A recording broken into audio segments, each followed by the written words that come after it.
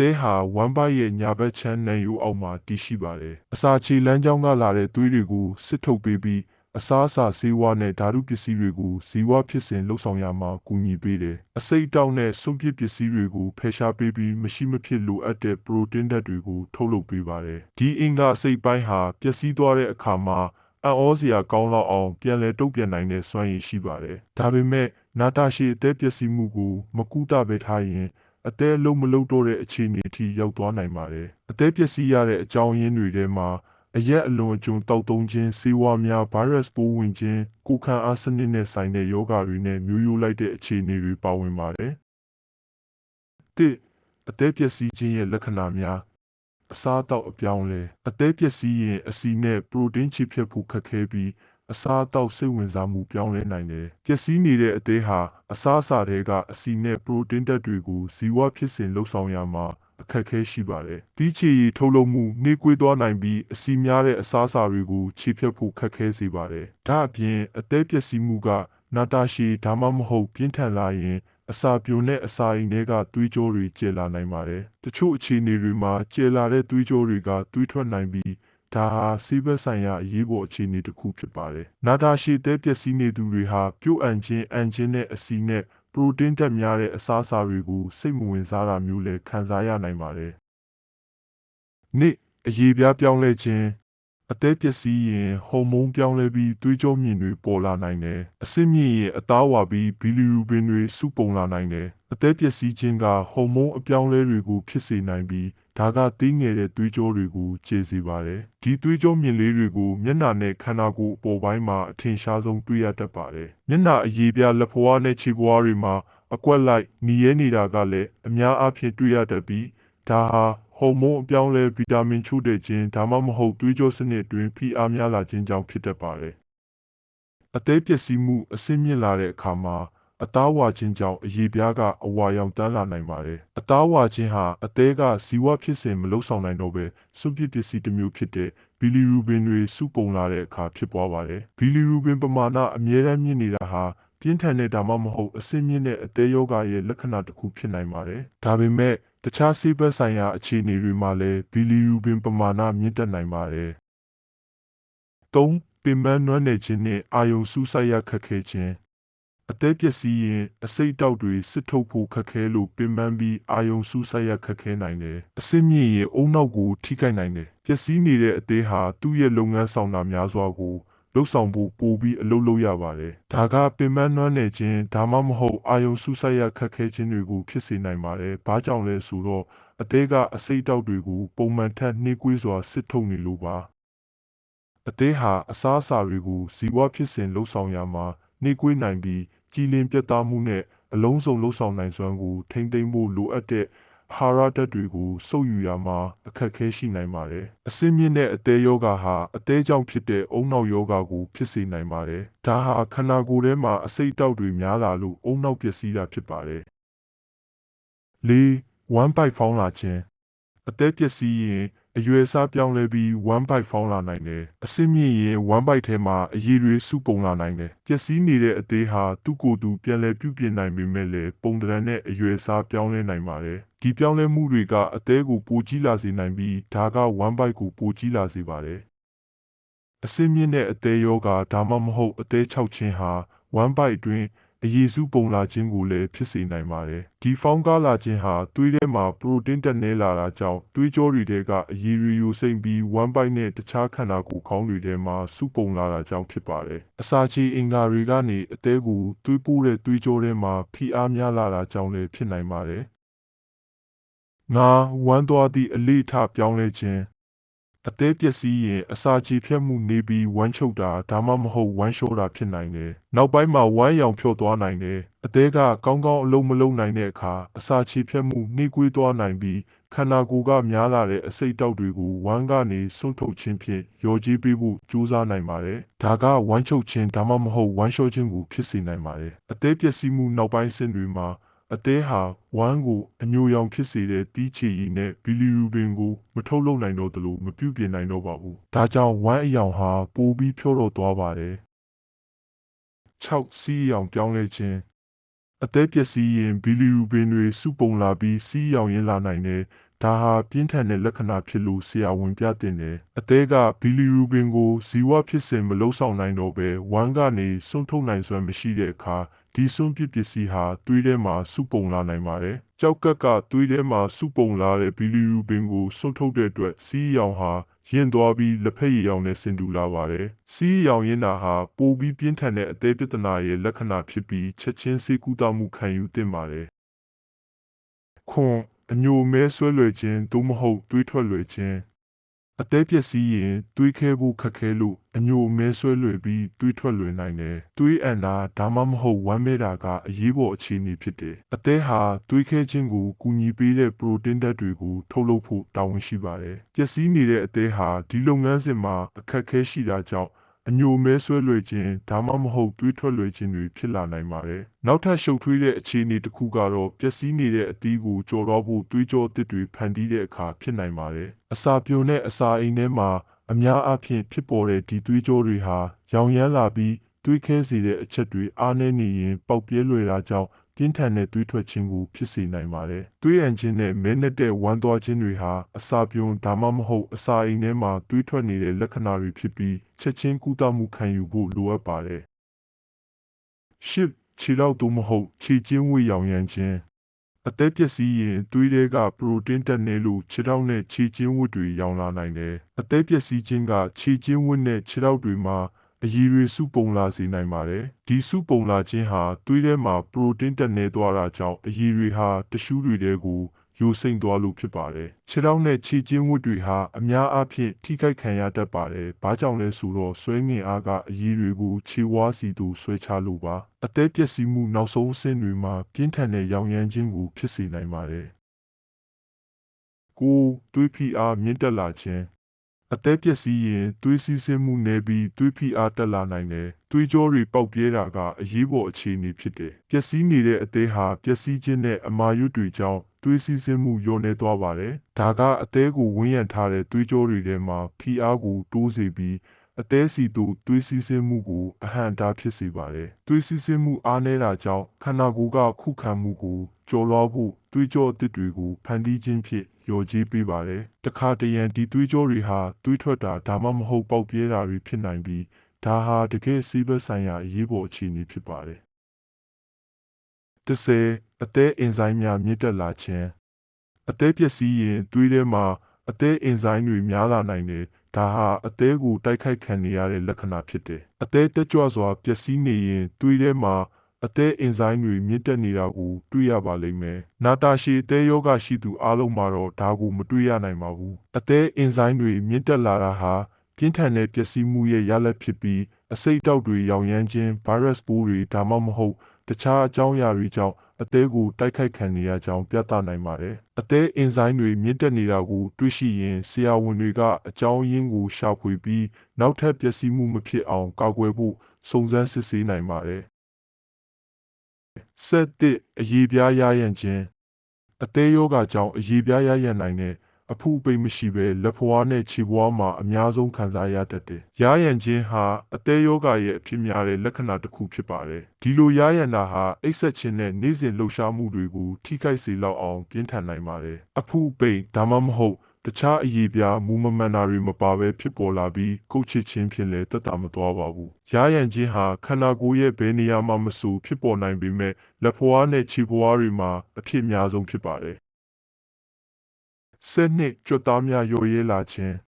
အသေးယောဂအချို့မှာကြွက်သားတွေလျော့ရဲလာပြီးအားနည်းလာနိုင်တယ်။အစာမစားကျင်တာနဲ့အာဟာရချို့တဲ့တာတွေကအဓိကအကြောင်းရင်းဖြစ်နိုင်တယ်။ကြွက်သားများလျော့ရဲလာခြင်းသို့မဟုတ်ကြွက်သားအားနည်းခြင်းဟာအသေးချောက်ခြင်းလိုမျိုးအချို့သောအသေးယောဂတွေမှာတည်ဆုံးနိုင်ခြင်းနဲ့တခြားနောက်ဆက်တွဲပြဿနာတွေဖြစ်ပွားနိုင်ခြေကိုမြင့်တက်စေပါတယ်။အသေးချောက်တဲ့သူတွေမှာကြွက်သားများလျော့ရဲလာခြင်းဟာရှုပ်ထွေးတဲ့ဖြစ်စဉ်တစ်ခုဖြစ်ပေမဲ့အစားအသောက်ပြတ်ခြင်းနဲ့အာဟာရချို့တဲ့ခြင်းတို့ကအဓိကအကြောင်းရင်းတွေဖြစ်နိုင်ပါတယ်။အသေးချောက်တဲ့သူတွေဟာအစာငတ်မှုအရှိန်မြင့်တင်ခံထားရတဲ့အခြေအနေမှာရှိနေပါတယ်။တာမန်လူတစ်ယောက်အတွက်ညဘက်မှာအစာမစားဘဲ10နာရီလောက်အချိန်ကုန်သွားတာဟာကျန်းမာတဲ့လူတစ်ယောက်အတွက်3ရက်လောက်အစာငတ်ထားသလိုမျိုးခံစားရစေနိုင်ပါတယ်။စိတ်ရှုပ်ထွေးခြင်းသို့မဟုတ်စိတ်အခြေအနေပြောင်းလဲခြင်း အသေးပျက်စီးရင်အစိတ်အတောက်တွေမဖယ်ရှားနိုင်တော့လို့စိတ်ရှုပ်ထွေးတာဒါမှမဟုတ်စိတ်အခြေအနေပြောင်းလဲတာတွေဖြစ်နိုင်တယ်။အသေးပျက်စီးနေသူတွေဟာစိတ်ရှုပ်ထွေးခြင်းဒါမှမဟုတ်စိတ်အခြေအနေပြောင်းလဲခြင်းစတဲ့အုံနောက်လှုပ်ဆောင်မှုဆိုင်ရာပြဿနာများစွာကိုခံစားရနိုင်ပါတယ်။ပြင်းထန်တဲ့အခြေအနေတွေမှာဆိုရင်အသေးကြောင့်ဖြစ်တဲ့အုံနောက်ယောဂအထိဖြစ်နိုင်ပါတယ်။အသေးပျက်စီးသွားတဲ့အခါခန္ဓာကိုယ်ထဲကအစိတ်အတောက်တွေကိုထိရောက်စွာဖယ်ရှားနိုင်စွမ်းမရှိတော့ပါဘူး။ဒီအစိတ်အတောက်တွေသွေးထဲမှာစုပုံလာတဲ့အခါအုံနောက်ရဲ့လှုပ်ဆောင်မှုကိုတိတိတတ်တာထိခိုက်စေနိုင်ပါတယ်။ဆက်လေကတွင်အနံ့ဆိုခြင်းအသက်ပျက်စီးရင်သွေးထဲမှာအဆိပ်တွေများလာပြီးကတွင်အနံ့ဆိုးနိုင်တယ်။ဒါဟာအဆင့်မြင့်တဲ့လက္ခဏာဖြစ်တယ်။အသက်ပျက်စီးခြင်းနဲ့ဆက်ဆက်နေတဲ့ကတွင်အနံ့ဆိုးကိုအသေးရောင်ယောဂလို့ခေါ်ပါတယ်။ဒီချိုတလိုလိုမှုတလိုလိုအနံ့ဟာသွေးထဲမှာအဆိပ်တောက်တွေများနေတာကြောင့်ဖြစ်ပြီးအသေးကြောင့်ဖြစ်တဲ့အုံနောက်ယောဂရဲ့လက္ခဏာတစ်ခုဖြစ်နိုင်ပါတယ်။အသေးရောင်ယောဂကိုဖယ်ရှားနိုင်တဲ့တစ်ခုတည်းသောနည်းလမ်းကတော့ဖြစ်စေတဲ့အရင်းခံယောဂကိုကုသဖို့ဖြစ်ပါတယ်။ဒါပေမဲ့ဒီလက္ခဏာဟာအသေးပျက်စီးမှုအတော်အတန်ပြင်းထန်လာမှသာပေါ်ပေါက်တတ်တာကြောင့်ကုသဖို့ခက်ခဲနိုင်ပါတယ်။15အိပ်စက်ခြင်းဆိုင်ရာပြဿနာများ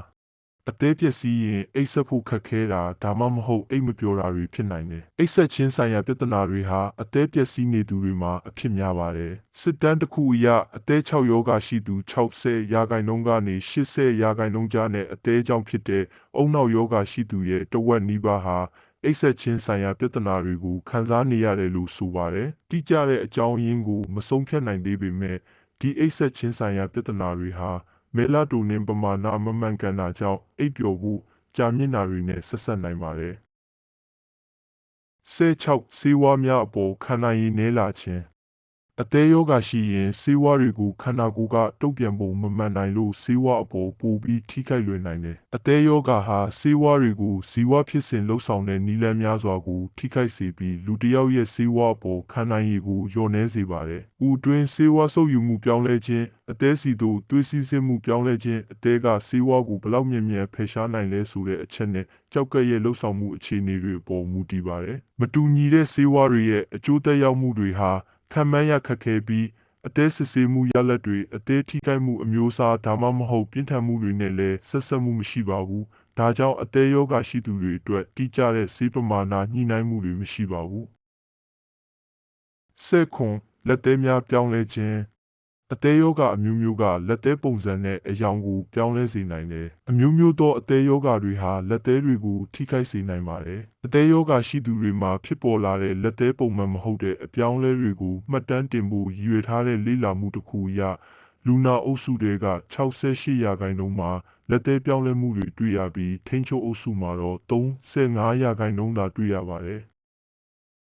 အဖြစ်အများဆုံးကတော့လက်သေးမူယောဂဖြစ်ပါတယ်။တခြားပြောင်းလဲမှုတွေအနေနဲ့လက်သေးမှာအလျားလိုက်အစင်းကြောင်းတွေပေါ်လာခြင်းလက်သေးများကျွတ်ဆက်လာခြင်းလက်ချောင်းထိပ်များပိုမိုလုံးဝန်းလာခြင်းနဲ့လက်သေးများထူလာခြင်းပုံပြက်ပန်းပြက်ဖြစ်ခြင်းသို့မဟုတ်အယောင်ပြောင်းလဲခြင်းတို့ပါဝင်ပါတယ်။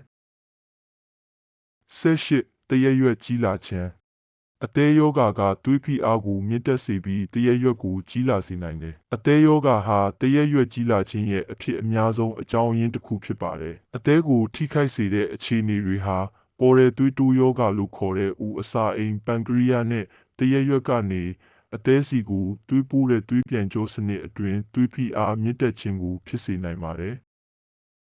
ပေါ်တဲ့သွေးတိုးယောဂဟာဖိအားတွေစုပုံလာပြီးသွေးတွေစုဝေးလာစေနိုင်တာကြောင့်တရက်ရွက်ကိုကြီးလာစေနိုင်ပါတယ်။တရက်ရွက်ကြီးလာခြင်းဟာဘာလက္ခဏာမှမပြနိုင်ပေမဲ့အစားအသောက်ပြတ်ခြင်းသို့မဟုတ်နောက်ကျောအထိပြန့်နှံ့သွားနိုင်တဲ့ဘယ်ဘက်အပေါ်ပိုင်းဝမ်းပိုက်နာကျင်ခြင်းကိုဖြစ်စေနိုင်ပါတယ်။အမျိုးသားများတွင်ရင်သားကြီးထွားလာခြင်းအသက်ပျက်စီးရင်ဟော်မုန်းမညီမျှမှုဖြစ်ပြီးအမျိုးသားတွေမှာရင်သားကြီးလာနိုင်တယ်။အရက်ကြောင့်ဖြစ်တဲ့အသေးယောဂမှာပိုဖြစ်များတယ်။အမျိုးသားအချို့မှာ estrogen နဲ့ testosterone ဟော်မုန်းမညီမျှမှုကြောင့်ရင်သားကလင်းတ िश ူတွေပိုများလာတာကိုတွေ့ရပါတယ်။ဒီအခြေအနေကိုရင်သားကြီးထွားလာခြင်းလို့ခေါ်ပြီးအသက်ပျက်စီးခြင်းနဲ့အနီးကပ်ဆက်ဆက်နေပါတယ်။အသက်ထိခိုက်မှုဟာခန္ဓာကိုယ်ထဲမှာ estrogen ကိုခြေဖြတ်မှုကိုကန့်သတ်နိုင်တာကြောင့်လိင်ဟော်မုန်းမညီမျှမှုကိုဖြစ်စေပါတယ်။ဒါအပြင်အရက်ကြောင့်ဖြစ်တဲ့အသေးယောဂရှိသူတွေမှာရင်သားကြီးထွားလာခြင်းဟာအထူးသဖြင့်အဖြစ်များပါတယ်။ဘာကြောင့်လဲဆိုတော့အီသနောဟာ testosterone ထုတ်လုပ်မှုကိုဟန့်တားလို့ဖြစ်ပါတယ်20အကြောင်းမဲ့ကိုယ်လေးချိန်ကြာဆင်းခြင်းအသေးပျက်စီးရင်အစာမစားချင်တာဒါမှမဟုတ်ပြုတ်အံတာတွေကြောင့်ကိုယ်လေးချိန်ကြာနိုင်တယ်အာဟာရချို့တဲ့ခြင်းဟာအသေးပျက်စီးနေသူတွေမှာအဖြစ်များတဲ့နောက်ထပ်လက္ခဏာတစ်ခုဖြစ်ပါတယ်အသေးဟာခန္ဓာကိုယ်ရဲ့အာဟာရအခြေအနေကိုထိန်းညှိပေးပြီးစွမ်းရည်မျှတမှုကိုထိန်းသိမ်းရမှာအဓိကအခန်းကဏ္ဍကနေပါဝင်ပါတယ်အသေးကကောင်းကောင်းအလုပ်မလုပ်တဲ့အခါအများအားဖြင့်အာဟာရချို့တဲ့မှုကိုဖြစ်စေပါတယ်